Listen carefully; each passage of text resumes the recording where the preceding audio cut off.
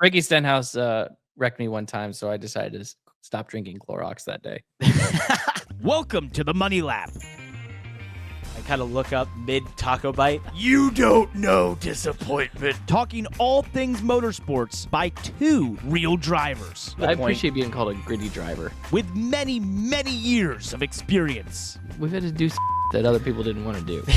The most dedicated host in the motorsports podcast world. Weren't we supposed to have somebody come on our show as a guest? No, we did it. Did we? Yes. Yes, for our 1 year anniversary. And we definitely know what we're doing. Remember, talk through your mic.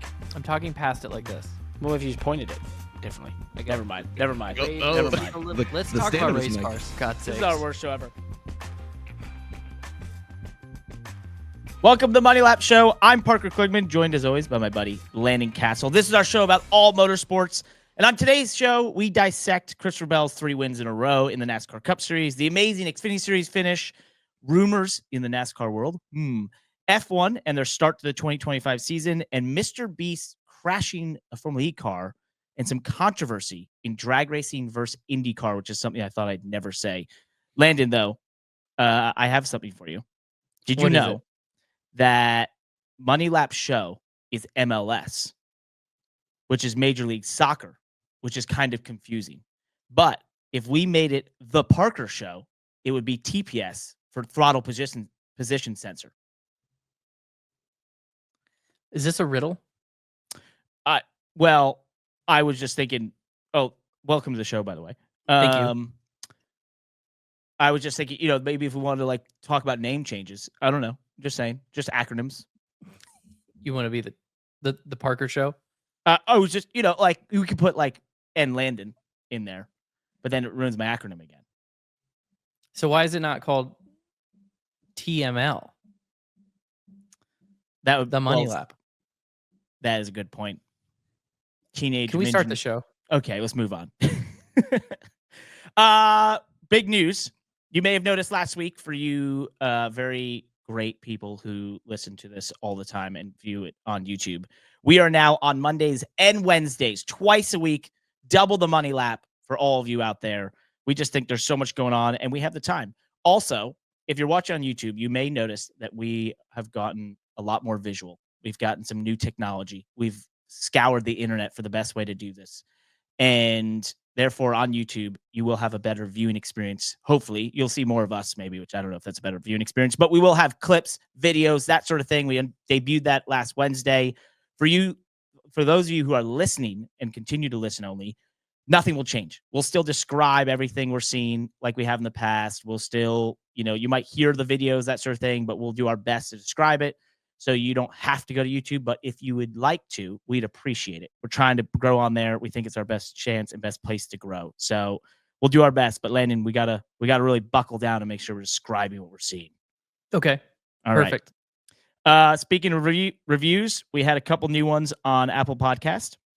We have this first one says, great show, 5 stars from Barkus77. Landon and Parker have a great perspective on all things motorsports. They have a willingness to do, quote, more hot takes than other drivers in NASCAR. They tell us how they really feel. The addition of a second weekly episode is great. It gives us the, quote, show vibe they're going for rather than just a podcast. Thank you very much. He did have a suggestion, though.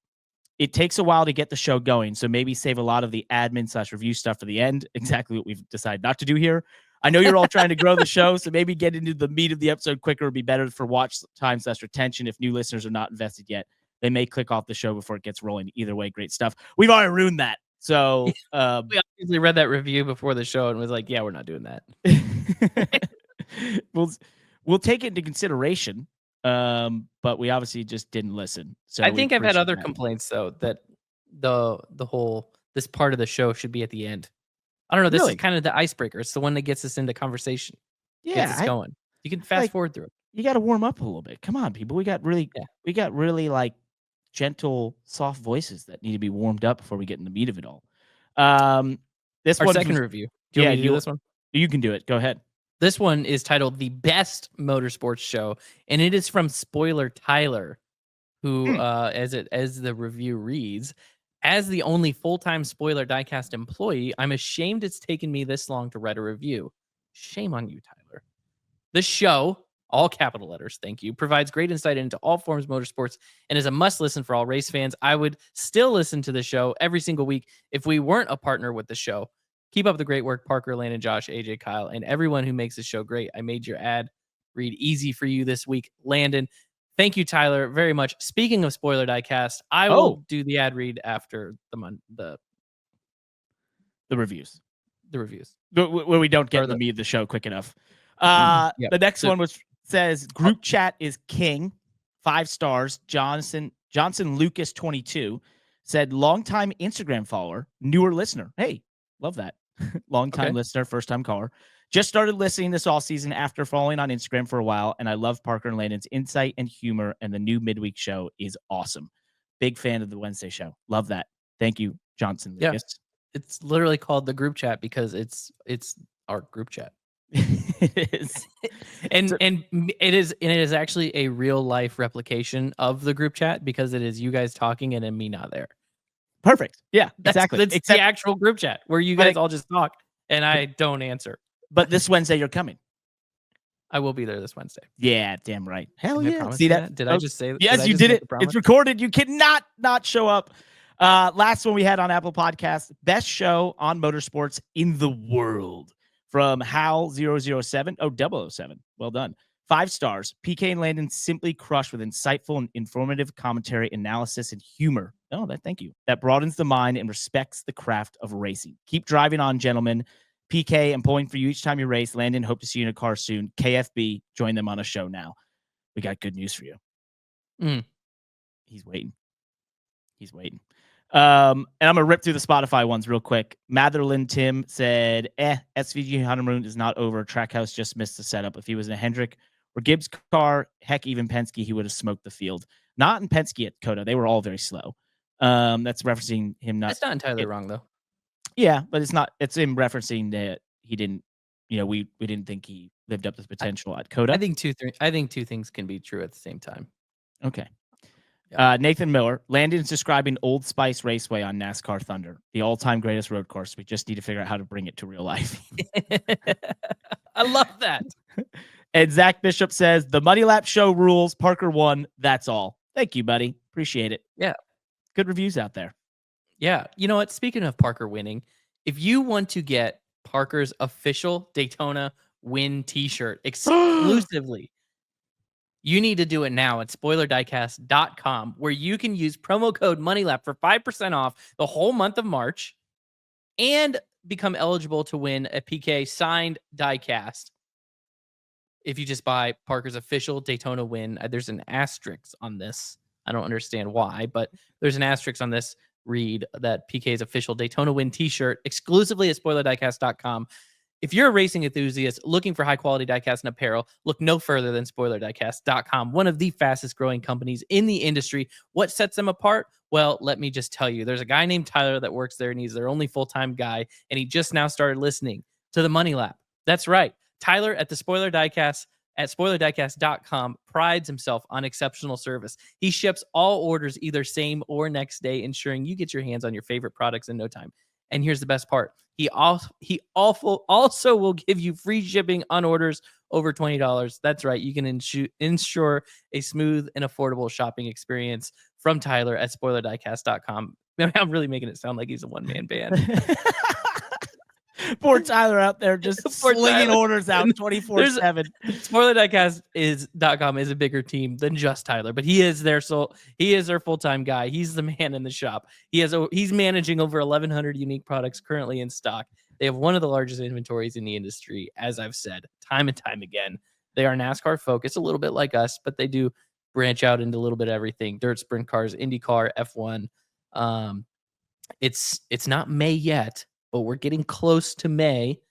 And so for those of you traveling through Indiana in the month of May, go check them out, Spoiler Diecast, or check them out online, spoilerdiecast.com. Promo code MONEYLAP. Love it. And you let it be known. We have a t-shirt. It's going live today, Monday, March 10th, 2025 on spoilerdiecast.com exclusively.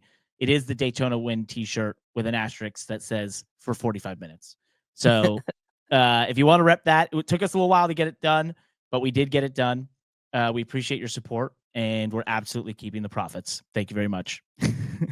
Let's talk the NASCAR Cup Series. We mentioned it. Christopher Bell, a three-peat of the last 3 races. This is unbelievable. Maybe one of the more impressive feats in motorsports as a whole, and especially in 2025, because when you think about the NASCAR Cup Series in this day and age, it is designed for randomness, from the way the championship is designed and the format there to a spec car, essentially, where everyone's running the same parts and pieces. The stages, the idea of having an option tire, which we'll get into this past weekend. You could not try and throw more things into a series to make it that someone couldn't win 3 races in a row across 3 different track types. And yet he did it at a speedway, a road course, and a flat 1-mile short track. He also was probably a half a lap, and that wreck at the end of the Daytona 500 from possibly, we could be talking about a 4-peat and 4-0 to start the season. Pretty remarkable. Mm-hmm. Yeah, pretty amazing stretch here. Which, not to take over the conversation with this point, I just realized this is a stark opposite to his teammate Ty Gibbs, who I don't think has finished better than 30th, but once in the last 9 races. Yeah. So that is quite a contrast. Kind of contrast. That's what I was trying to say. JGR with the kind of highest of highs and lowest of lows over there on their performance. But yeah, that's pretty incredible. You know, you said that NASCAR is built for randomness right now. This is a crude way to say it, because my NASCAR friendly way of saying it is that it's just diverse, right? I mean, I got the whole internet up in arms over a year ago by saying that NASCAR drivers what were the most diversely skilled, or what did I say? The most diversity. They had the most diverse set of skills of all professional race car drivers.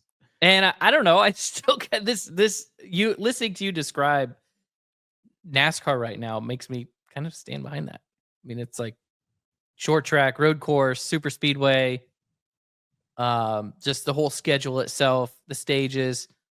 This weekend was, the first NASCAR's, I don't want to say first, but first successful attempt at a multi-tire strategy, tire compound strategy with the red option tire.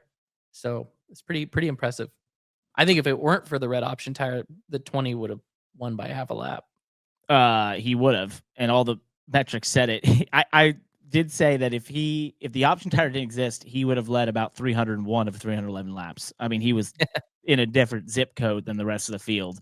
And the only reason he really lost the lead any time was because others were on the option tire and they were able to drive through the field. One other stat out there that's just pretty remarkable about Christopher Bell as of late, and especially in the next gen car. This is from Daniel Cespedes. And he tweeted that Christopher Bell's win at Atlanta made him the only driver in the next gen era to earn a win on a dirt track, a short track, which is 0.5 mile or less, a 1 mile, an intermediate 1.5 mile road course, and drafting track. 10 wins, 6 different track types. Speaking of diversity of skills, that is pretty sensational, right? Yeah. I just think that is like, you can't encapsulate correct. Like, it's hard to describe to people the different skill sets that are required across those different tracks.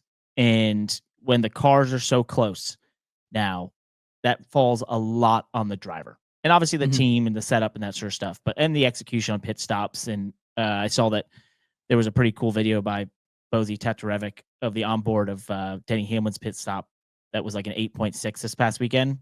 And the choreography behind that, and the Jackman grabbing it with one hand and whipping it around was incredible. But all that has to add up, and the idea of what the driver's doing, in those different types of racing, you are driving the car entirely different. A speedway is a chess game at 200 miles per hour. It's navigating the draft and the idea of pushing people and all those things, and being in the right place at the right time and avoiding wrecks and all that. Then there's the 1.5 miles, which is balancing on the right rear and making that thing last over the course of a run. The short tracks is braking precision and min speed and balancing rear tire wear. And then you have road courses, which is about braking efficiency and precision under your braking and that sort of stuff. And so it's remarkable, really remarkable. Josh, before we move on, can we show the finish between Denny Hamlin and Christopher Bell? Because I do want to say one thing. We mentioned videos. Yes. Landon, we're going to be showing footage now on YouTube. Ooh. Yeah. Ooh. Yeah. Okay. Thank So you, come to the NASCAR. money lap. Come to Yeah. the money lap when you want to see actual footage with the commentary. Right now, we just have Josh's face to the right. If Yeah, you're I'm sorry. listening. Well, some of us are not as fast as others, so here you go. Get this. So How this does is this look? That looks great. It looks awesome. Yeah? For those listening, we're going to pull up the finish here, just that last restart, because Landon and I had a discussion over the weekend. From the ARCA race to the Xfinity race, we'll dive into the Xfinity race after this, where you want to be in the final set of corners in a close battle, whether it was the outside or the inside. I thought the outside was the correct place to be because it stopped someone from just running in the back of you, and it gave you a chance to actually get, to the line first. And in a cleaner fashion, the game moved out of the way. You said, has the top ever won? This weekend proved the top doesn't win.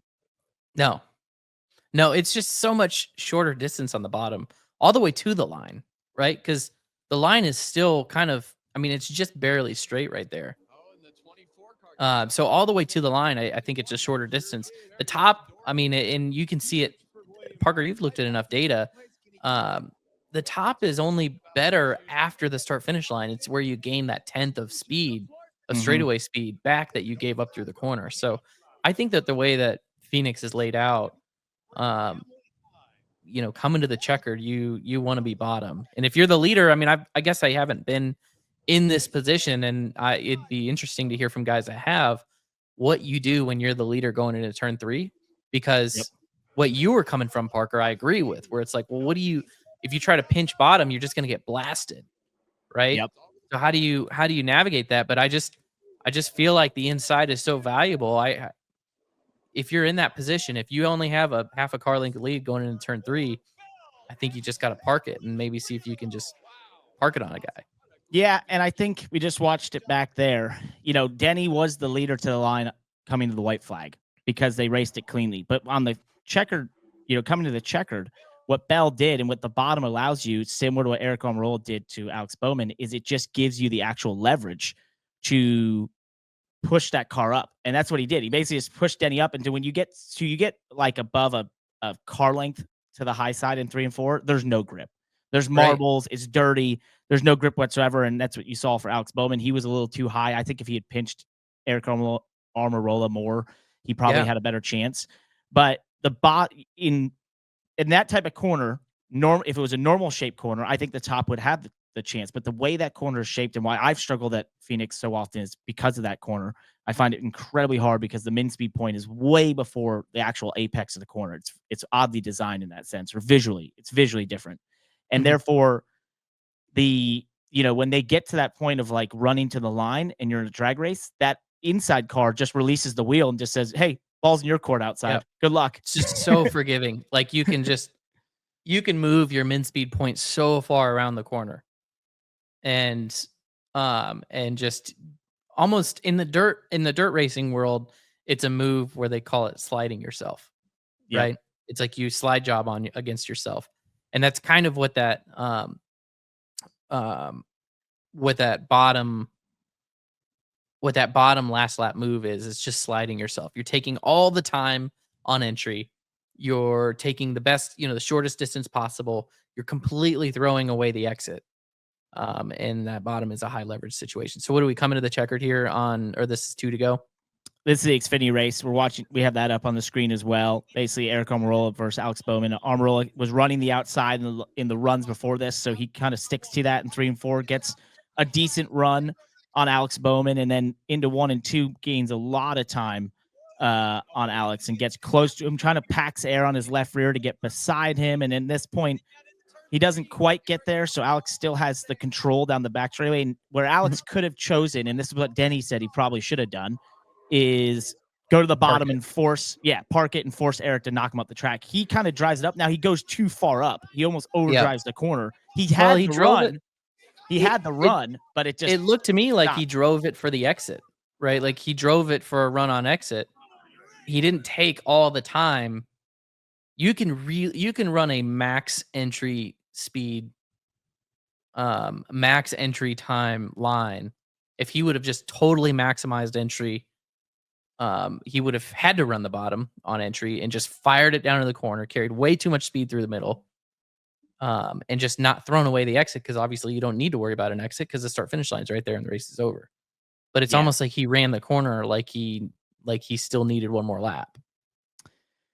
And he did have the run. It's just Eric then walked it up the track, had a little Eric bit of ran a leverage. line that he was supposed to. Yeah, and if you go Eric is like super loose as he's coming up the track. And so I think the other side, if we'll get into this later about fair or foul, but I think that was entirely fair.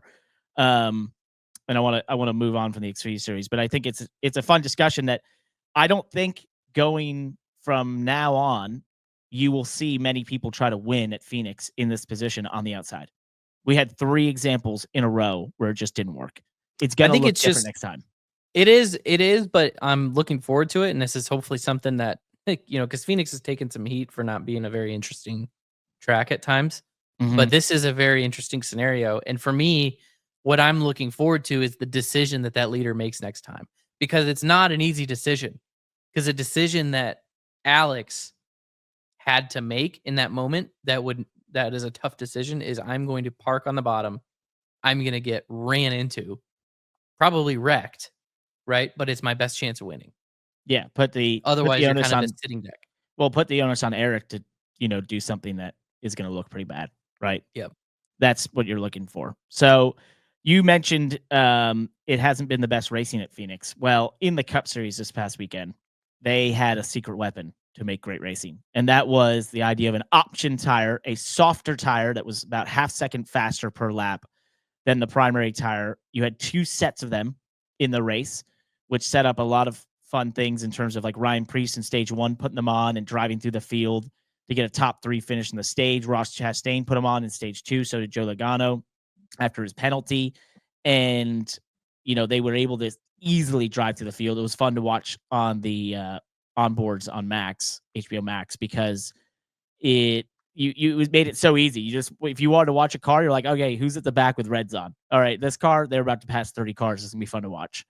And I loved it. I thought I tweeted, I love this option tire business, but Josh apparently says in the past, I have not been such a lover of this. I came with the receipts this time, and let's just say, okay, let's just go further. The one thing I will say, I do not want to see multiple tire compounds in points races. That's not stock car racing to me. It just doesn't make any sense. It doesn't fit the ethos. I love testing it out in the All-Star. Great. Gives them maybe it gives Goodyear the confidence to do something crazy with a tire because they have a normal tire there as well. But going forward, don't want to see that make it way into the racing because every week, because it's not how this is. It's not, and no offense to Fox on this, but the broadcast was struggling a little bit just even with the tire compound differences. And it's not stock car racing. It's not made to do this. And I don't want to see it. All right. So what did I say? The internet is, guys? What did I say after it? Yeah, what did he agree with me? He went into another discussion. Well, what I think that kind of similar to our horsepower conversation. Not similar. I figure I stop it there before we get into a horsepower conversation. That's fine. Okay. So the beauty of the internet is I can change my mind. And the beauty of life is I can change my mind with new information given to me. And the new information was that Phoenix. You liked what you saw. Well, I liked what I saw. Yeah, damn right. And secondly, we go there twice to Phoenix. The second one is a championship decider, right? And I don't think the option tire should be a thing there. You already have enough randomness in the design of the championship where, you have 4 cars who the highest finisher wins a championship. So I don't think you should add it in there. But what I loved is that this Phoenix was entirely different than what we'll see come November, right? And so I was like, oh, wait, the genius here is that we have an entirely different show to what you'll see in November. So even going to the same track twice, you're going to get something entirely different. I loved that. I thought it was awesome. It also showed that this probably should just be the tire, right? But my new information is, 1, going there twice, it makes a lot of sense. And 2, it was a better show. So you know what? screw old me. It is funny though to first ask yourself, well, what was wrong with the soft tire? Why can't it just be the tire? Well, it will be definitely in November, I would think. Has to be. And then also, I that's a really good point that I didn't think about. It's just that kind of diversity between the two races. If they don't go with the option tire, option race for November, I think that's a good Yeah. point. I don't know. I don't want to say I don't care. Obviously, I care. I don't know if I have that strong of opinion one way or the other. The purist in me doesn't like it, but I enjoyed what I saw on Sunday. So it was like I was entertained. Yeah. Didn't I don't feel like it stole away from the authenticity of the race. So I enjoyed what I saw. And I also have been just fundamentally, I'm a proponent of anything that creates variability. I think I texted you on Sunday where it's just like, hey, how many times have I just said anything that creates unpredictability, variability leads to better stock car racing? And that's what sort of led to my tweet where I, as per typical, just take things too far. I was like, well, shoot, why have 2 option tires? Why not have 10? Right? Like where they are just a tenth of a second incremental different of each other all the way up to where it's like you have one that's a second faster than the other and they all get 10 sets. They get 1 set of each. And, and who cares? Just let it play out. Let the race, not that we don't have to dwell on that side of it, but it's just like, yeah, I loved it. 2 sets of tires, maybe 3. If they come up with a third one, a hard tire or something, or a super soft, why not? It just creates variability, it creates more unpredictability, less chance of simulating it, run it for a couple of years. By the time the teams all figure it out in simulation, change it again. Yeah. Just to make it unpredictable. So, I mean, that's I just, I guess we got to give it to NASCAR and not just resort to like the gimmicky stuff and be like, oh, it's gimmicky.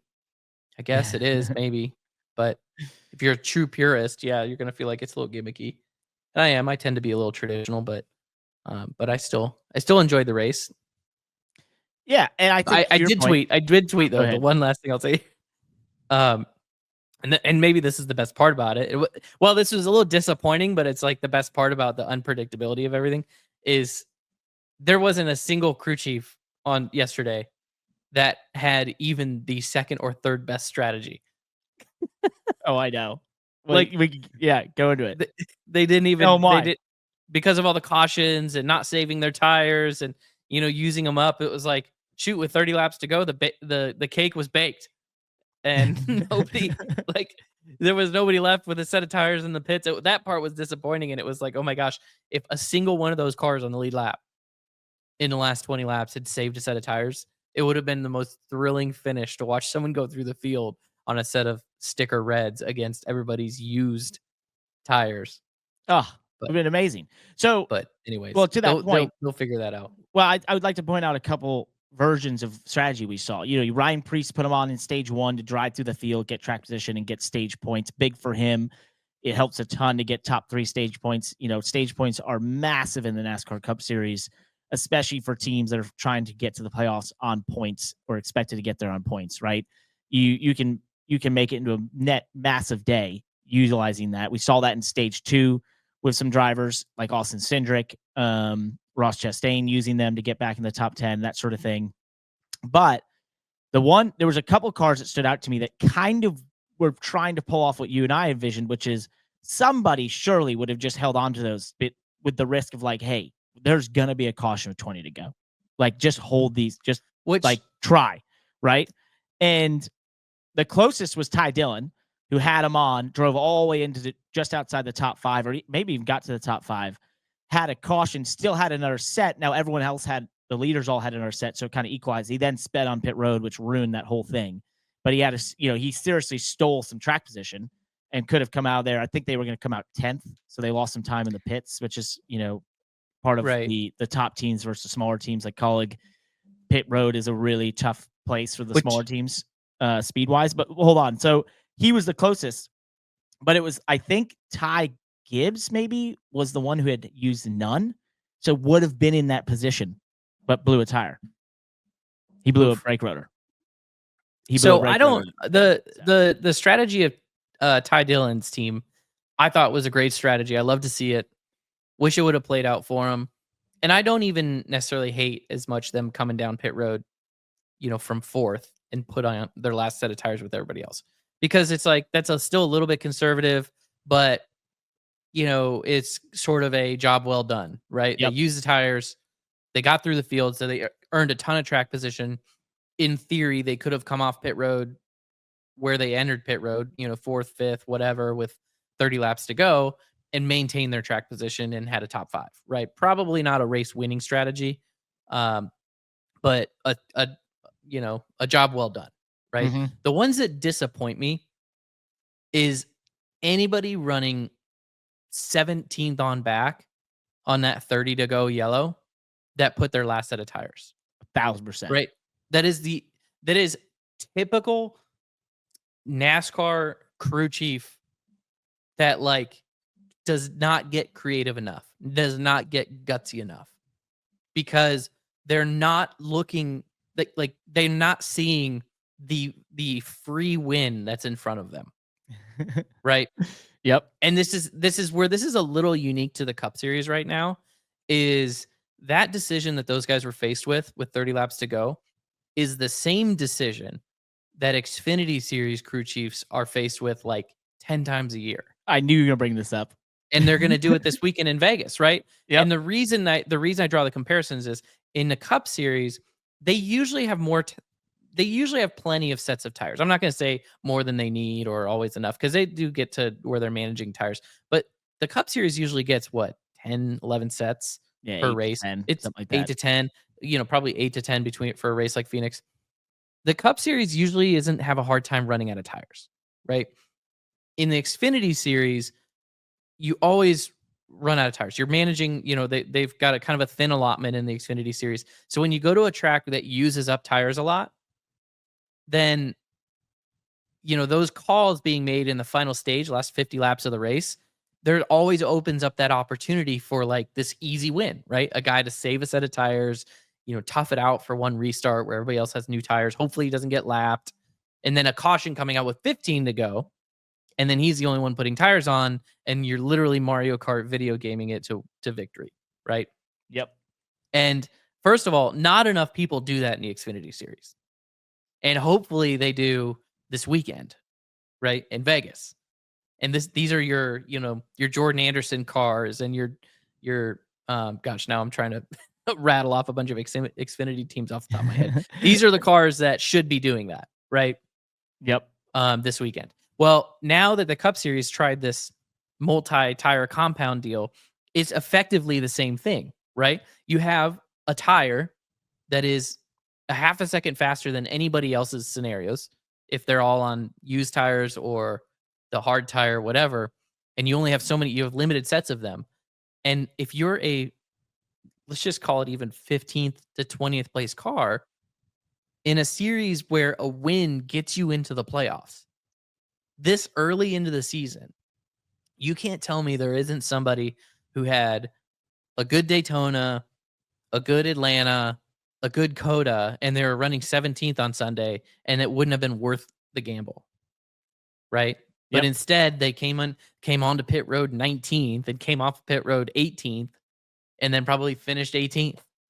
And it's like, oh my gosh, you could have saved a set of tires with 30 to go, pitted with whenever that last caution was, and given yourself worst case scenario a top 10, best case scenario a shot at winning it. Yep. I was disappointed in that. There was a couple teams at the end that tried to put on old red. So I think Eric Jones did that. A couple tried to put on new primary tires at the back of the lead lap, right? So they were the last cars in the lead lap. And I think Ross Chastain was one, Logano. It just didn't work. I think trying to refire 20 or 30 lap red tires just didn't work for them, which Eric Jones tried to do. I was thinking of you during the Xfinity race because Jeremy Clements was the last car in the lead lap when the caution came out with 50 to go in the Xfinity race. Everyone comes down pit road. You need to get fuel. You probably need fuel at that point. But I'm sitting there and I'm going, Jeremy, don't take tires. Don't take tires. Like, put some fuel in it. If you need to do that, that's fine. Don't take tires. You're going to come out last car to lead lap, run around for 15 to 20 laps. Hope there's a caution. Sure enough, there was. You will fly. As long as you stay in the lead lap, you're going to fly by all those cars you've been racing and probably get a top 10. He didn't do it. He put tires on. Guess where he finished? Wherever he was running when he came in. Last car in the lead lap. So stupid. So stupid. What are you guys doing? I'm sitting there. I'm like, I'm in the commentary box, and I'm from the one style, and I'm like, come on, man, come on. I'm hitting the producer like, somebody just watch this. He'll either stay out or just take fuel only or whatever. Nothing.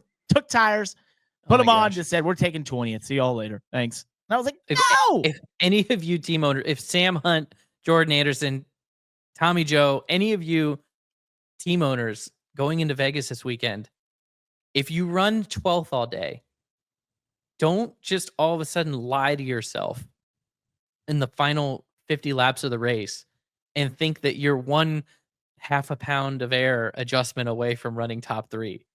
Like, just save that last set of tires and take the easy win. I'm with you. Someone's gonna do it eventually, and where it gets hard. You and I went round and round in this last year with you, and I went round and round with Patrick. Where it gets hard is when you're a legitimate 5th place car. Yep. Right. That was the decision you guys struggled with, because you were almost too good to do it. But yet, you're right in that middle zone. Right. But when reality sets in, in hindsight's 2020 on Monday, and you look at all the data and you realize, well, yeah, we were a 5th place car, but we were still 0.3 off the guy that was dominating the race. We were never going to beat him straight up. Right. Yep. Except for you get a good restart or they wreck each other. Anyways, it's a hard decision when you're a 5th place car, but when you're 15th place car in the Cup Series or Xfinity, last weekend with the tire option, but then this weekend going to Vegas, that's what I'll be watching on the Xfinity side. Yeah. Let's talk about some more things in the Cup Series before we move on from it. I mentioned watching the onboards, and I was on board Joe Logano. Lap 117, he was coming back to the field on red tires from his penalty, and he got behind Kyle Busch, who was 3 wide with a couple cars. And one thing that stuck out to me was Kyle Busch's car was literally bouncing in the rear, so similar to like F1 porpoising style. And I think he was next to Denny Hamlin and someone else. I can't remember who the other car was. Maybe it was Ross Chastain. And I'm looking at it, I'm like, that car looks terrible. I just felt for Kyle. He's still a top 10 car. But yeah, and that's tough. Well, and there's a reason for both of those, because since the repave at Phoenix, which is now quite a while ago, but like more than 10 years ago. Yeah. Gosh, 2011, 2012, somewhere around there. Since the reconfigure at Phoenix, the dog leg is actually the most vertical load on the car in the whole track. That's where you have the most travel. And it's a non-handling corner, right? It literally means nothing for the rest of your car. Yet, because of heights and keeping the cars from bottoming out and wearing out all your, the Cup cars don't really have side skirts anymore, but wearing out, from over traveling, you end up limiting your travel of your car through the dog leg, and then it ruins the rest of the track, right, for your setup. So, the dog leg is a corner where they're probably trying to stop his left rear on the bump stop, in the internal bump stop in that car, and just to be able to run the back of the car as low as they can, and it just makes the car a handful to drive. Yep. I also noticed one thing that didn't happen, but it was damn close, was Denny and Ross Chastain were coming off a turn 2 in front of Logano. I think this is when Kyle's below them, so 3 wide, and Denny tries to move up in front of Ross, and we'll do a better job of having this video for next time once we figure out how to get the video from those. But he moves over, and Ross kind of stays there and just catches his right rear, and he does it like twice, and then Ross is like, nope, and gets back beside him. And I was like, those two were so close to being another Ross versus Denny moment in their running storybook tale of run-ins. So I thought that was pretty fun, or pretty interesting. One thing that happened in this race that was pretty unfortunate for Daniel Suarez was he crashed into Catherine Legge, who spun underneath. Was that the 48 that she was underneath? Wherever she was coming up the 21. track. What was it? 21. I think it 21. was a 21. Yeah, you're right. 21. Thank you. Wow. Look, go you. Josh Berry was on the outside, but she was being lapped. I think she was like 5 laps down. Her first ever NASCAR Cup Series start. I thought looked great in practice. Showed more speed than I thought she would have. Just jumping in one of these cars at that place was just really unique and tough. But obviously spun out at the beginning of the race by herself, and then in this moment spun and took out a guy running 6th place. I think we have that on board here, Josh, or video of it. So this is the replay from the outside for those listening. And I felt like this. Well, this is actually a totally different wreck, Josh. Yeah, you told me to pull up the lap 99 wreck, so I did. No, I meant the 99 car. Oh. Well, this is a big wreck that happened too. Hey, so we got footage and we did a really good job of getting the right stuff in front of you. So what I want to talk about, Landon, is the lap 99 crash that happened here between I'll go find it. Yeah, you go find the other one. What I want to talk about is this lap 99 crash between Chase Briscoe, Hocevar, Justin Haley, massive one. And this is sort of what happens at Phoenix because of off turn 2. It condenses, and you can run on the apron, and you can run basically all the way up next to the wall and cup down. But when you come off of turn 2, the track literally funnels you all together. And these moments continually happen. And we saw a big wreck in the Xfinity race in the spring last year that blocked the track. It's just the nature of allowing us to be 4 or 5 wide through a corner, and coming out of that corner, it's only allowing 3 wide max. Well, and they're using even more of the apron than I think than has ever been used before. They're down in the NASCAR Cup Series logo down there. Yeah. Which is sketchy in itself, by the way, because when you run down there, and if you get onboards, you watch down there, basically what happens is you point the car at the barrels and the exit pit road, and it's like you then just slide back up on the track, but at some point you are literally full throttle pointed at the barrels, which is so sketchy. Yeah, and this, to me, maybe a sign of the tire that they brought, or maybe Phoenix. To me, Phoenix just looked a little different. I know it's been a little while since I've actually been there, so the pavement must be really turning a corner in terms of age, and so now they're just really opening up how much of that surface they use. I mean, they're using way more of the apron than ever before. Oh yeah, for those listening, they're all the way down below the O line at basically the pit entry, and then they come back up the track, and it's just it's hard for the spotters to see, right? Because you're coming at them. So they're over there in the middle of turn 3 and 4. So they kind of lose visual on you as you go into 1, which is really tough. On restarts and such, they'll say on you. The drivers are on their own in turn 4, and we know, how much the drivers need the spotters to be able to drive their cars. Yeah, so you go off into turn 1, and it's kind of on you. Then through the middle, they kind of lose you below the wall a little bit, but they can get a better idea of overlap. But then off of that corner, they'll say on you sometimes because they can't tell the overlap. So then when there's 4 wide happening, you're in such a tough position because you don't have great information. Everyone's trying to get that clean air and track position, and these 4 cars just all went for the same real estate at the same time. And Chase Briscoe's car literally smushed into the wall at one point. I thought the windshield popped out, but it was like a window. He basically launches off of Justin Haley and then gets into Carson Hocevar. So it was that was something that I'm not surprised to see. I think we'll continue to see it, and as they use all of that racetrack, it's just going to keep happening because of the way that portion of the track is designed. What were your thoughts on the 99 car crash? All right, Catherine Legge. So when I wanted to go there was that, there's a lot of conjecture around Catherine Legge being approved to be in the NASCAR Cup Series, right? Had done some Xfinity starts, has done a lot in open wheel racing, IndyCar, and kart. She's a really good race car driver, really good sports car race car driver. I've gotten to race against her in the GT class just as recently as Rolex 24, and super fast in those. But this is a difference, right? This is a big difference. And the Cup Series is the elite level stock car racing in the country. It's the biggest form of motorsport in the country. And, I was supportive of this because I do believe she has the resume to be there. But I also saw in this moment, the opening for some to say, if this is the top level, maybe there's a better system to ensure that person should be in a car on the racetrack in the event that something like this happens, where she spins off 4, in a tight situation with the 21 car and collects the 99 of Daniel Suarez, who's racing for a championship all season long. This is his full-time endeavor, right?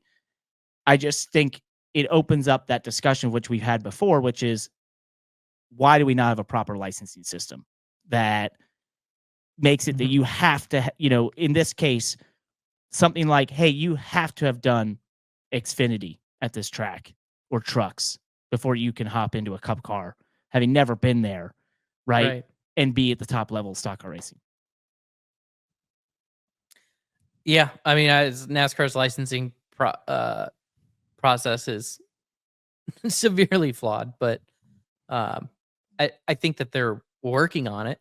I think that they would like to have it more trued up and clear, but I don't know. I mean, it's the other thing too that's a point on this is, like, to me, it's not that she doesn't belong in the Cup Series or deserve an opportunity, but NASCAR's process, even for approving her for, or not just her, any rookie driver or new driver, approving them for half mile up to a mile racetracks first, and then the bigger tracks, is so antiquated. Like, it's been that way for decades. And yet, Parker, think to yourself for just a second. I'm like popping my mic. Sorry. Think for just a second. What are the hardest tracks that you would not send a rookie to? First of all, Bristol and Martinsville. Yeah, I was gonna say Bristol and Martinsville. And then obviously Phoenix is one of the most technically demanding tracks. You can never hide, especially if you're a little bit off the pace. And it's just funny to me that, like, NASCAR needs to see you race at Bristol and Martinsville before they can let you go to Michigan, where you would spend half the race by yourself away from any other traffic. Yeah, you're going 50 miles an hour faster. Like, I get that. But, like, she could run the race at Michigan, which is, I don't think the speed is a problem for her. And she would spend the majority of the race running by herself. And, she could learn NASCAR procedures, or, whatever they need her to learn to see that experience. I just think that even that, down to that aspect of the approval process, what I'm trying to say, seems silly to me. And I had no real opinions on Catherine Legge being approved or not approved, because she has the professional motorsports experience to back it up. It's just like, I don't know. Yeah, and we're going to go on board here. This is Daniel Suarez's view. On board, he goes. She was in a bad spot. Yes. The thing that she was doing wrong that's frustrating is, you could tell that she was so overwhelmed by getting lapped because she was so far off the pace, and people were pitting and coming out with fresher tires, and then they were so much faster than her, that she let them control where she put her car on the track. Right. And one of the best advice I've ever gotten in a scenario like that, and this, for me, I learned this in road course racing, where I was like, restarted up front, but I wasn't the fastest car, and my spotter was actually Jeff Dickerson at the time, who owns Spire Motorsports, told me, make them pass you where you want them to pass you. Right? Which was like another way of saying, like, just keep control of your car. We know they're going to pass you. We know they're faster than you. We're not trying to beat them or outrace them, but, like, at some point you have to claim the real estate, that you're in. Yep. And that's what she needed to be doing, right? Instead, she sort of just kept shuffling herself down to the bottom. She was letting everybody go around her outside, which then she was almost being too generous with the space, and was completely offline, completely, out of, off the pace. And then now she's dealing with a car that handles worse than a car that's running the right line at the right speed, right? Yep. This car's got less downforce on it. She's running the wrong line. And so, that's what ended up. And that's the part of it that was like, but that, that's more likely to happen at a short track than I think I'd be more comfortable with seeing her at Vegas this weekend than at Phoenix. but yet NASCAR system wouldn't allow her to run Vegas before Phoenix. Yep. I just want to see a licensing system. I'm ready for it. The series is ready for it. We've harped on it a million I think it times should be in the results show. based. Well, I think it should be some sort of metric system, like similar to other designs out there, but results obviously being a key, time in the lower series, track types, sure, that's fine. You can add that in as well for all I care. But I really think there needs to be a licensing system because it does two things. It's not just a system to allow certain people up to that level or, decide if they're eligible or not, but it also gives drivers who have that license a value, and it gives them, it gives you staying power in the Cup Series potentially. And if you make it stringent enough, it kind of gives you, just like having a tour card in the PGA, like it gives you this opportunity that others don't have. It's similar to the super license system, which we'll actually talk about in a little bit, in that, there's world-class drivers who are not eligible for a super license. But there is maybe individuals who are just as good as them who have the super license, and they're going to get the ride because they've put in the proper time and the proper places to have that license. And so it's giving you something. Yeah. And it gives you reward for your investment and the time of supporting that series and that sort of thing. So I think it goes two ways. I just think, this obviously opened up the whole discussion of approval and all that stuff. And I am firmly of the belief that Catherine Legge is a talented enough and, successful enough race car driver who should have the opportunity to be in the Cup Series. I just think it does, maybe she would have had more if there was a more clear-cut system as to how she got there. It's not a discussion, right?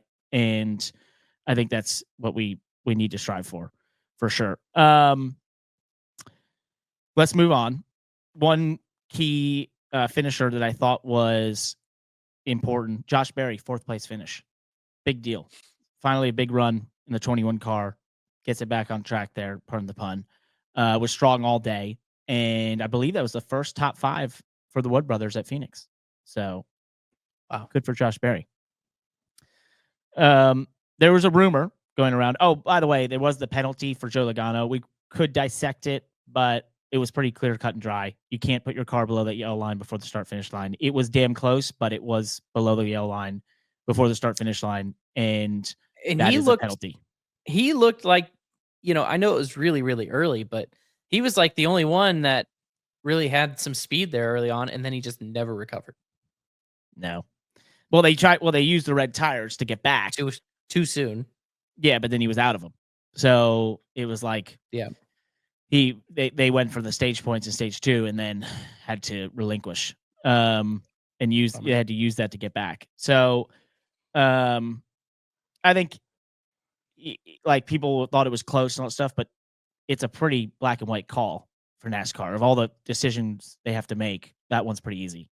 You go below that line, they're going to penalize you. And we've seen it. And it's harder when you get further back in the pack to not do it because you just follow the cars in front of you naturally, but it's still a penalty. So can somebody on the internet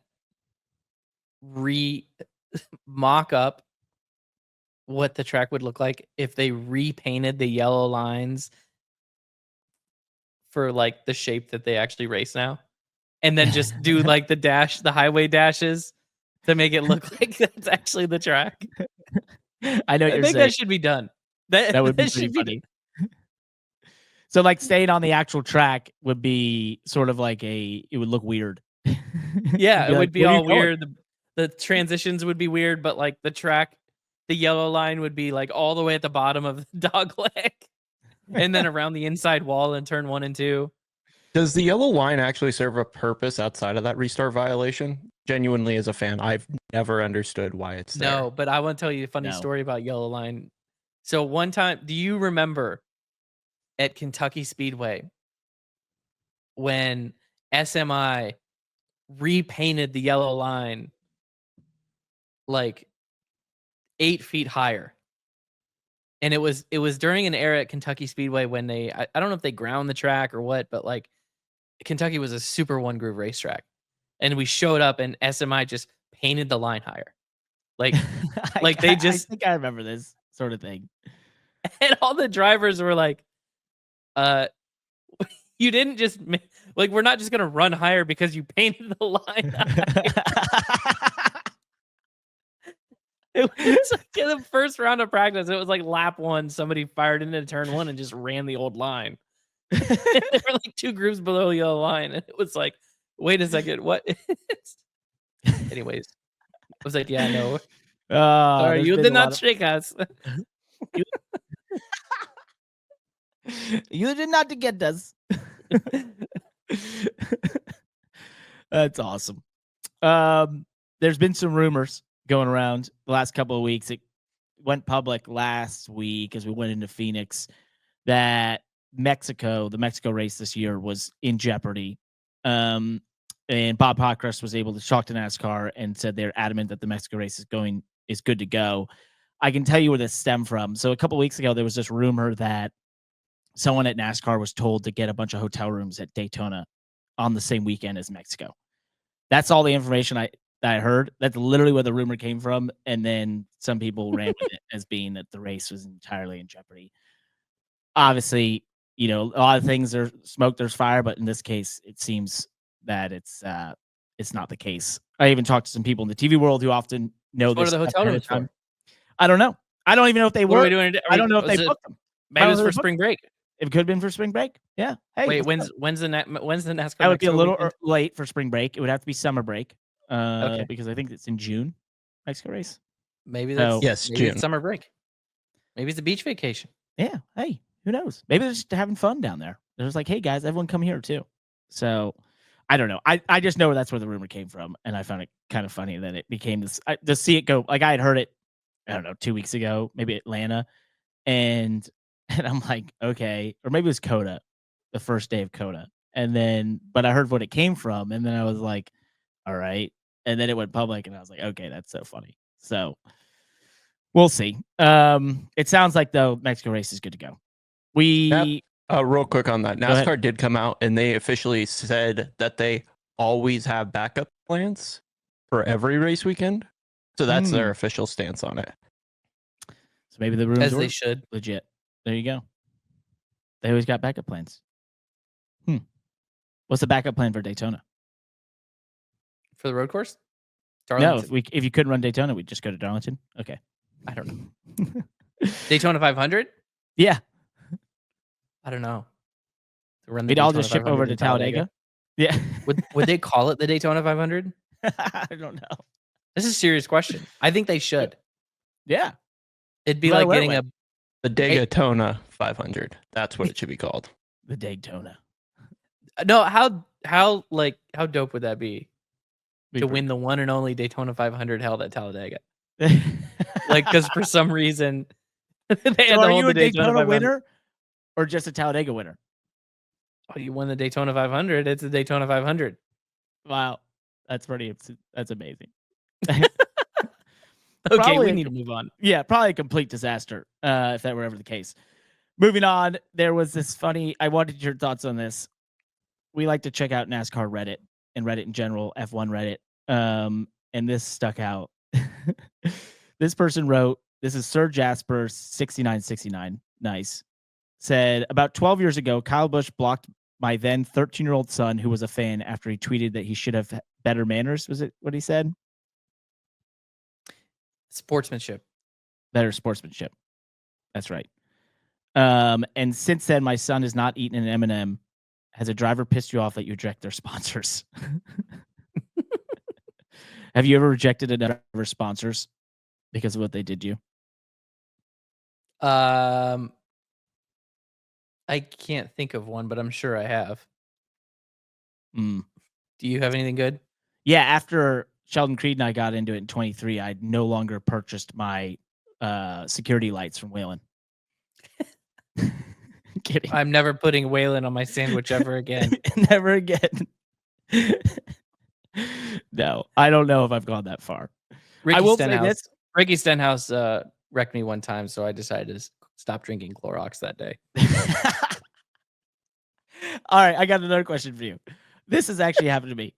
So, you ever follow a car for so long in a race where they have something written on the rear bumper? Maybe it's a sponsor tagline or something, and it's like stuck in your head.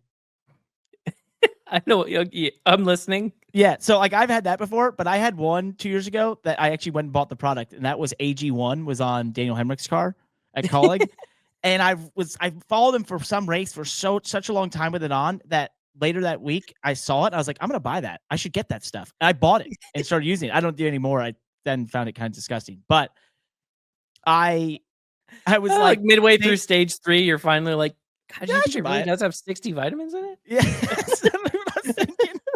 And I was like, man, if nothing else, they say, you know, it's uncertain how advertising works in motorsports.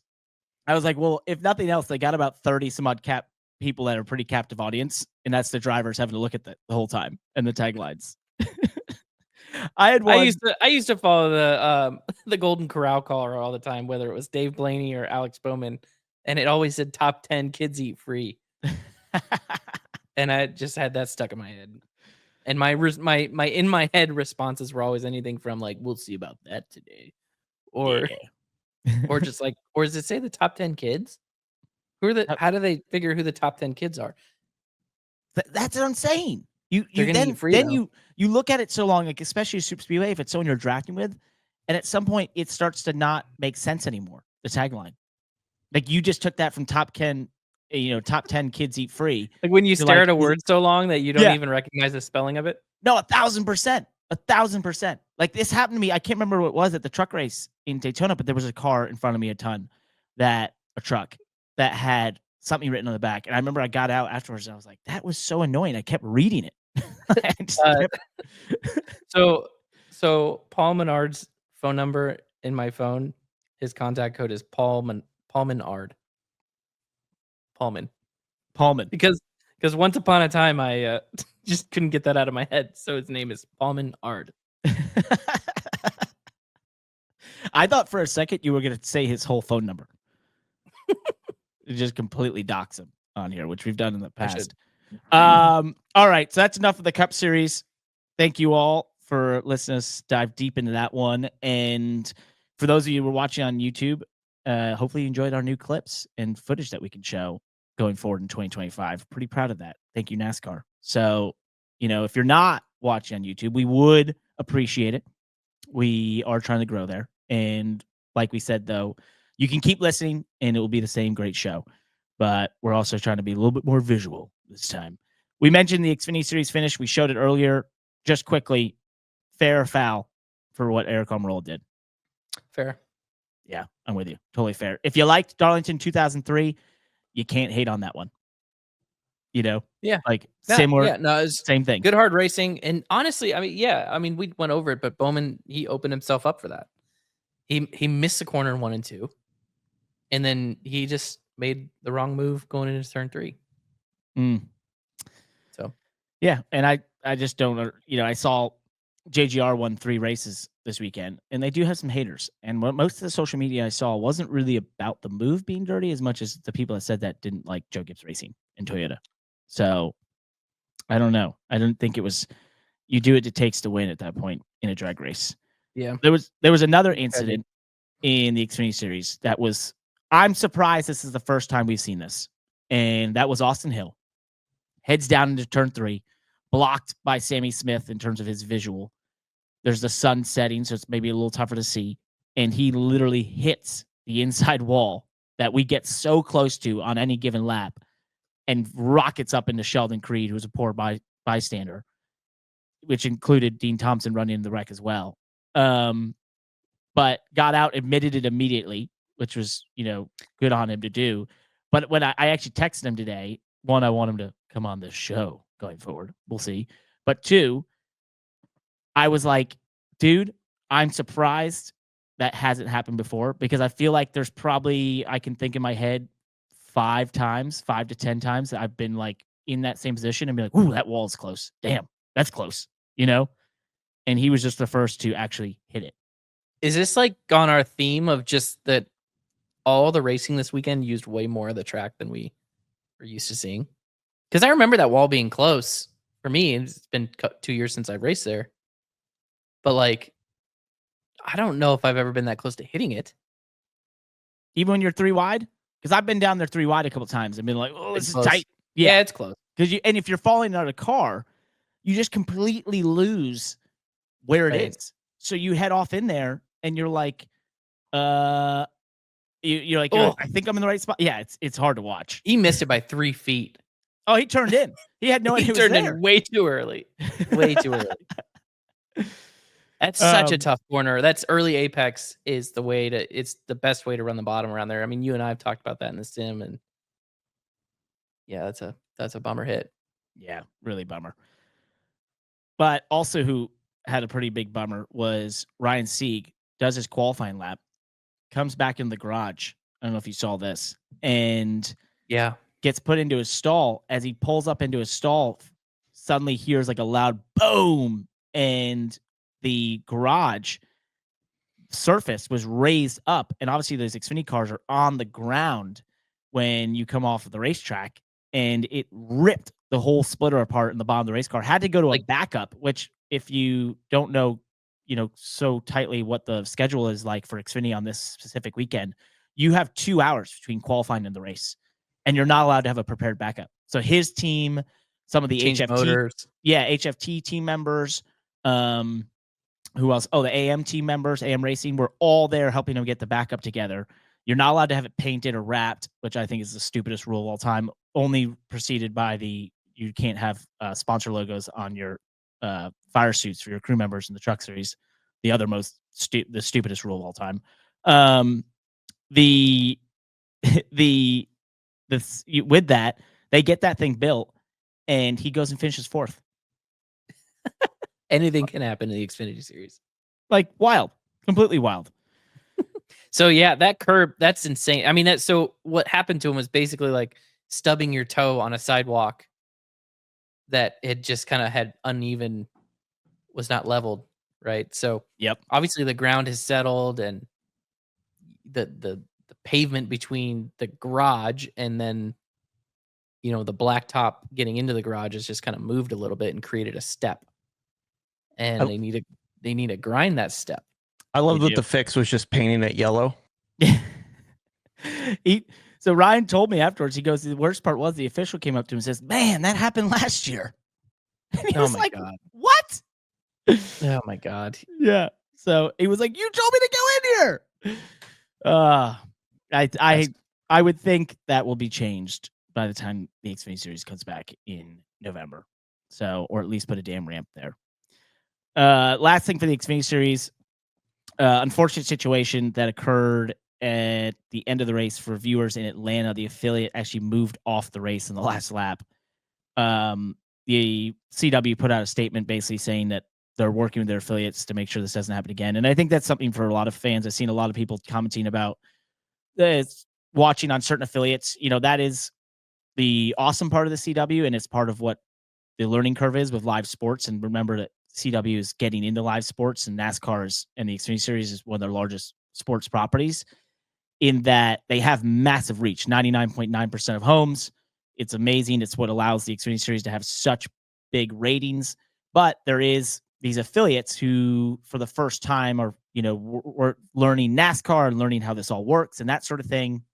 And so it's just a bit of a process. And I've had a lot of tweets and social media come my way asking questions about that. And the best I can tell you is that, speaking to CW, they're working on it. They're aware of these sort of situations, and it's just going to be a work in progress. But, the upside of it all is that you do get large TV ratings because a large portion of this country, of almost all of it, can access the CW. So that's the cool part. But the CW is like it in terms of a network, it is almost a cross between a cable network and a broadcast, like a major network. No, it is a major network in that it's just that they, part of the way they get that reach is they have these affiliates in certain regions that they work with that are and CW the affiliates stations. are used to deciding when they want to use CW programming or which CW programming they want to air. Exactly, versus like their local news and that sort of thing. And so they're learning how this works and the process and all that stuff. So it's just, there's growing pains of that. But this is not dissimilar to Fox starting, I think, 20, 30 years ago sort of thing, was in a similar position. It's part of the growing pain of building a national network. But I keep going back to it. I'm like, but the upside of that is it's a national network. So you can have a ton of people watching. And that has been the case. So unfortunate they missed a great finish, but for those in Atlanta, but obviously the CW put out a statement. They know about it. It won't happen again. So in the truck series, there's been a rumor, Landon. This centers around your world, this rumor. Let's hear it. So the rumor has been that the Dodge is coming back to the truck series with the Ram. I did drive the last factory Dodge back in 2012, by the way. And when I was at Brad Keselowski. Or maybe that was 2011. 2012 we were still Dodge. But have you driven a zombie Dodge? I haven't. Have you? Yeah, I've driven a zombie Dodge. I drove a zombie Dodge for Carl Long. At the Roval Challengers. Yep. Nice. I might have driven the car that you drove at some point. If it was a little I think everybody drove the car that I drove. No, but I drove it when it was in its first life, not its used car life. Afterwards, it's post. I had to qualify owners, beat up Carfax, mileage turned back, that sort of thing. I had to qualify in at the Roval in this car, and I'm pretty sure a good 3 weeks later it was at Homestead. Timmy Hill driving. I did that with Obica. They ran some road course race with the car, finished well, I think, or whatever. And then they were like, "Oh, that's the car you're racing at Darlington back in 2015." And I was like, "Okay." So what is this leaked? What is this leaked screenshot? So this comes from a dealership that basically got this information and put this out there. The people, doxed, and it says back to the NASCAR Truck Series. So some Dodge dealership sort of leaked this apparently. So that's why it's in your world. That'd be cool. Another manufacturer to come in. Easy in the Truck Series. They all run a spec motor. So all they got to do is have a body, basically. And this does lead to the NASCAR Cup Series potentially. I've seen in 2028 was the rumor. And one big piece of that is this idea of torque sensors. So one of the biggest limiting factors, I believe, for new manufacturers to enter the NASCAR Cup Series, aside from the massive financial cost to enter the series, has been the idea of these, sort of antiquated V8 motors, right? And what has occurred in IMSA, which is a NASCAR-owned property, in the GT class, is that starting this year, we run torque sensors in those cars. So that's, in years past, they did what was called balance of performance, where they'd take a Lamborghini with a V10 engine and a Porsche with a flat six and a Corvette with a V8 and a Aston Martin with a V8 or a V6 twin turbo, and they would do balance of performance between weight, restrictors, and all these metrics to come to try and make the cars equal. Starting this year, they still have a little bit of the weight and that sort of stuff in balance performance, but the big thing is they now use torque sensors, and this is something that is undoubtedly coming to the NASCAR Cup Series eventually, because it can similarly go on the transaxle that they have in a NASCAR Cup car now. And what that does is basically the manufacturer provides a torque curve and a power curve that is in line with what the series wants, right? And what they say you can have. And then the sensor basically tracks the torque and the power as you go through the power band of the engine. And as long as you stay below that curve, you are in legal, right?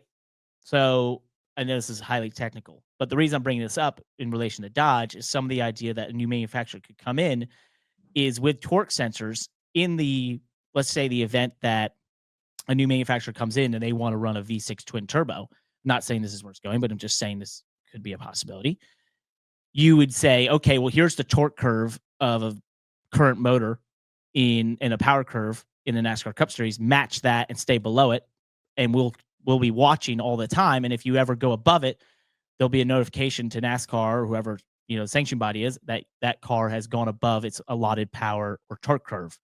And so this is being used in IMSA. So I ran it, dealt with it, the Rolex 24, dealing with it down at Sebring. It is interesting with the torque sensors, how they get affected by bumps. They get affected by wheel spin. So if you have a ton of wheel spin off a corner, the torque, the curve will go kind of wonky. If you run over a bump, it sort of says you're using more than you are, sort of thing. So there is some really sort of Cleansing tough. of the data. Yeah, there's cleansing the data, that sort of thing, and it's tough, but it's shown, if you looked at Rolex, there was like 5 or 6 manufacturers all within a couple tenths of each other, and it'll be the same at Sebring because it makes it far more equal, and you don't have all the games in BOP where people are trying to slow down on purpose and that sort of stuff. So the reason that's why I brought up around Dodge is that this could open up the idea of new manufacturers coming in where they don't have to build a V8 motor that they're 30 years behind. They could use something else and just match it on power and torque curves with a torque sensor. That would be cool, especially if it ended up producing, manufacturers had different types of engines that sounded different and were obviously different, that performed similar on an equal playing field. My heart still wants to see manufacturers just be allowed to bring whatever power plant they want, electric, hybrid, diesel, whatever, and then just make them pay for it. But they have to pay for it for all the teams. Sort of, I don't want to get too in the weeds, but like I just have always wished that, or always wondered what the sport would look like if the manufacturer supplied the engines, right? And they could build whatever they want, no rules, 1,000 horsepower, doesn't matter because the manufacturer's got to pay for it. I like it. I would totally be down for that. And I think it's, F1, they do that where the customer cars are capped at a $20 million fee for motors and power plants. And that's, mostly manufacturers lose money on the customer cars, but they have to provide them because that's part of the rules. And they have to provide them for that Then cost. you just have to sort of cap the manufacturers what they're allowed to spend so that you can still have competitiveness within manufacturers. Because Ram wouldn't be able to compete with Toyota. Well, yeah, I mean, Stellantis couldn't compete with Toyota necessarily, or Hyundai couldn't compete with Toyota. But anyways, I said we weren't going to get in the weeds on that. But that's my. No, we're not going to go too deep. I don't know how I feel about the torque sensors. It seems, I don't know. It seems a little. As with any new tech, sacrilegious. There would be growing pains, and it's going to be interesting to see if it happens. But I can tell you it's being used in IMSA in a GT3 car, which uses a transaxle exactly like the NASCAR Cup Series car. So I would think it was used over in Europe last year in the World Endurance Championship. So it's kind of disseminating through the motorsport world as we speak. And it's probably the future for most series in allowing different power plants and having it balance out so that the competition is fair and equal, whatever you're looking for, or most likely just the best show. So let's, speaking of F1, let's talk about the Formula One World Championship in 2025. It's race week. Going to Australia, kicking it off. Back last year, I said Lewis Hamilton's going to win his 8th world title. You said Landon Norris is going to win the championship this year. You're looking really smart. And Josh said Charles Leclerc was going to win the championship in 2025. Some people just want to see the world burn, don't they? Like, imagine what a madman. I'm realizing this now. I don't know why. What an insane choice, Josh, to choose Charles Leclerc to be the world champion in the year that Lewis Hamilton goes to Ferrari. I'm here to stand on business in my McLaren hat. Yeah, wow. I'm just saying it right now. You literally are staring at them being the fastest in testing. Everyone thinks they're the clear-cut winners. You're wearing one of their hats, and you pick someone else to win. Hold on. These choices were made pre-testing. Going back now, I really think Carlos Sainz at Williams gets it done this year. All right. Let's move on. Cut his mic. Let's move on. First of all, I love Australia starting it back off. This is sort of nostalgic for me. Melbourne, I just think it's so cool. It's sort of the historical home to start the series for me, at least in the early 2000s. So I love that. But the big news for us in the Americas for F1 announced last week that Cadillac has officially been confirmed as the 11th team to join the grid in 2026, which opens up the question of who their drivers are. I read a article about this decision, and from, I guess, the team principal is Graham Loudon. I had not heard of him before, but I probably should have. He had some interesting remarks in saying that an American is definitely a possibility, but that there's a lot of good drivers that are eligible to be there that are either So they're not picking an American. Yeah, well, this is where I was going to go. Or either in Formula One or currently not. You do have Sergio Perez, right, who's not in a ride. You have Valtteri Bottas, who's a Mercedes reserve driver. You have Zhou Guanyu, who's sort of a Ferrari reserve driver, and they're going to use Ferrari power plants. Those are the discussions. The name that everyone has centered on because of the rumors a couple years ago, which were true, that he was trying to go to F1, but he did not get approved for a super license. That is Colton Herta. He's still not eligible for a super license. I believe, Josh, he has to finish, I think, top 3 again in the IndyCar series this year to be eligible because he finished second last year. Right now, I'm trying to pull up the currently eligible super licensed drivers. I will get back to you on that, but I think you're right. He's got to perform this year, and Andretti's really got to figure it out in an IndyCar because what we saw was the first race was just disappointing. Yeah, so it's, this goes to the idea of like IndyCar should probably be worth more if the guy has been able to be as successful as he has. And although he hasn't won a championship, I think Alex Palou would be eligible, obviously, with his 3 championships in the last couple of years.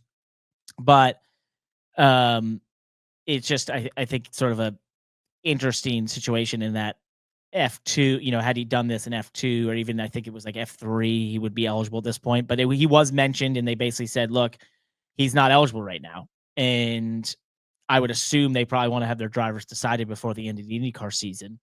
So if he gets late in the IndyCar season and it looks like he's a lock to get the super license points needed, then I could see him being in that question or in the discussion. But once again, we're back to the same thing of talking about a license system, which if you go further back in this episode, we talked about it for the NASCAR side. This is sort of what would happen in NASCAR if we had a similar license system, in that even if you're eligible, even if you've done things in other series, that doesn't automatically make you eligible because you don't hit the metrics needed for that licensing system. Right.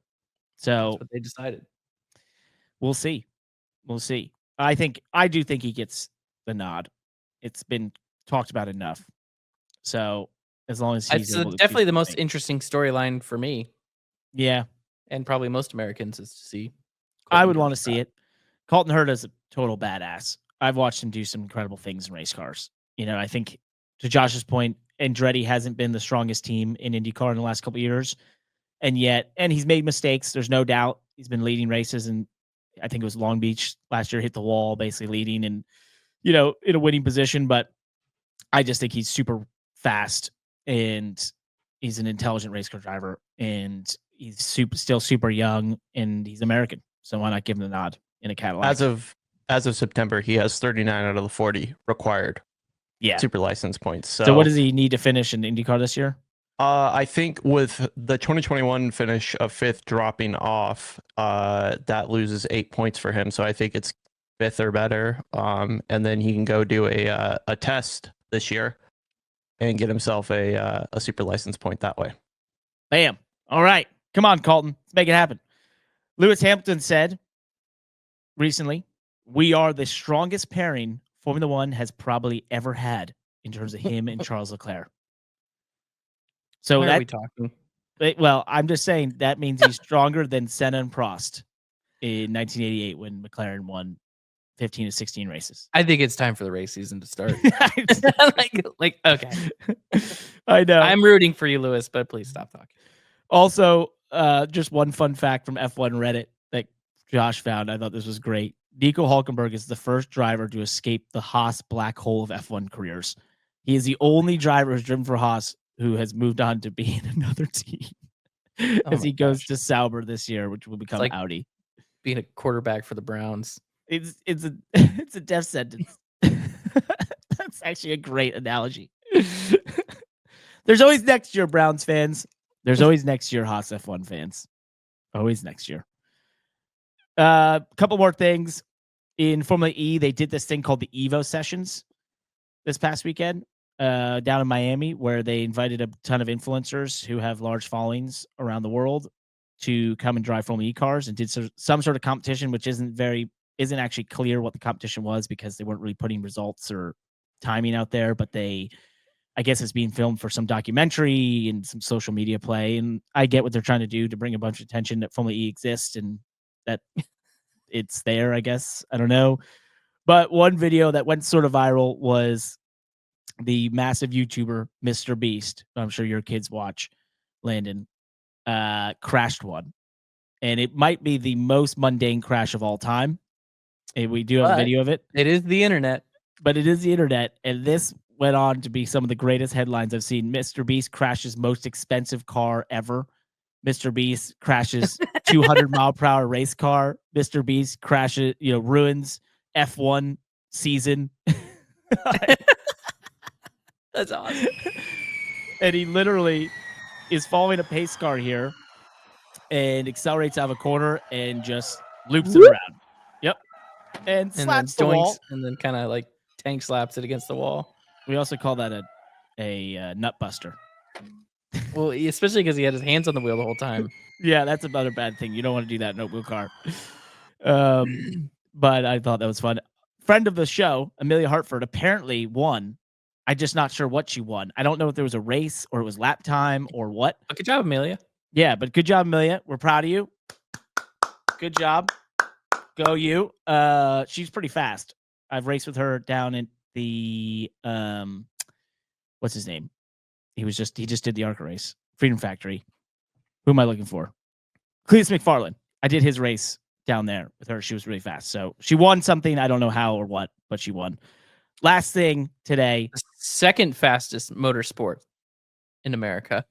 Yes. I guess we don't know if it's second, but apparently it's not the fastest. The NHRA is a little upset right now. A little butthurt. Because Bobby came over in Landon and said, I've got something to well, say. we're just going to play it now, I guess. Sorry. Well, sorry. Hit the wrong. You got to head yourself there, Josh. So IndyCar moves to Fox, and Fox does this massive promotion. Wait, are we white labeled on this content too? We'll fix. This is Twitter. It's on Twitter. Okay. We'll be fine. So they're on their, what do you call it? IndyCar does this whole promotion, or Fox does this promotion for IndyCar, saying it's the fastest racing on the planet. And Bob Tasca, who's a funny car driver, had this to say after he won one of its races down at, was this Gainesville? Yeah, down in Gainesville during the NHRA race this weekend. Take a listen. Run right now, but really for me, I got to call out Fox Sports. All winter long we heard about the fastest motorsports on the planet. And I was a little confused because I didn't see that PPG Mustang when I saw that ad, and I didn't see that Pro car over there. And the truth is, it's an insult to our fans and to the drivers for Fox to go on TV and say the fastest motorsports in the world, and it's IndyCar? Come on now, I didn't think it was fake news network on Fox. Oh, and then he walked away. He walked away. No follow-up. Yeah. Well, I don't have anything to add to that. I mean, the idea that, yes, the NHRA is faster, there's no doubt. They go about 300 miles an hour. I think you could put an asterisk next to that they don't really do it on like a course. It's in a straight line. I think the NHRA is impressive. We've talked about it on here before. I think it's cool. I think it's, it's amazing to see the power of those cars. And when they start to spin the rears and trying to gather it back up, and I've been to them, and it's insane.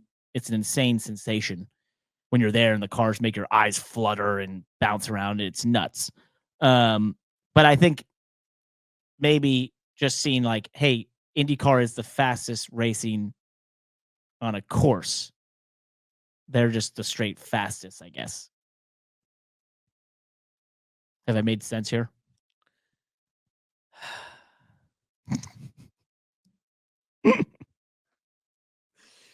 Yeah, that's the response. Yeah. Aside. Yeah. I guess. Maybe they're the quickest race. There you go. Or IndyCar's the quickest. No, maybe And they're IndyCar's the fastest, but NHRA is the quickest. Wow. They're definitely the loudest. They are by far the loudest. The most intense in that sense. There's no doubt.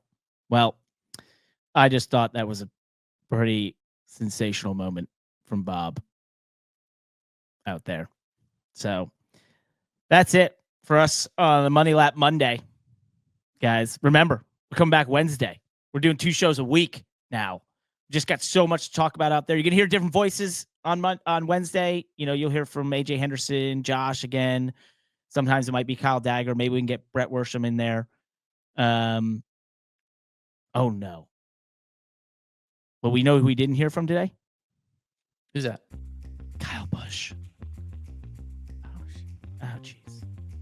I can't. I was just so excited about all our new gizmos. I totally forgot to bring him in. And we do have a green room now, and he's literally been in there. Have to be Wednesday. Can you show the green? Do we have footage of the green room? Probably not. I don't think we got footage of it. It's a virtual green room, but it is a green room now. Oh.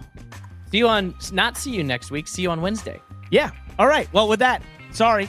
See you Wednesday. Peace. Thank you so much for watching and listening to the Money Lap.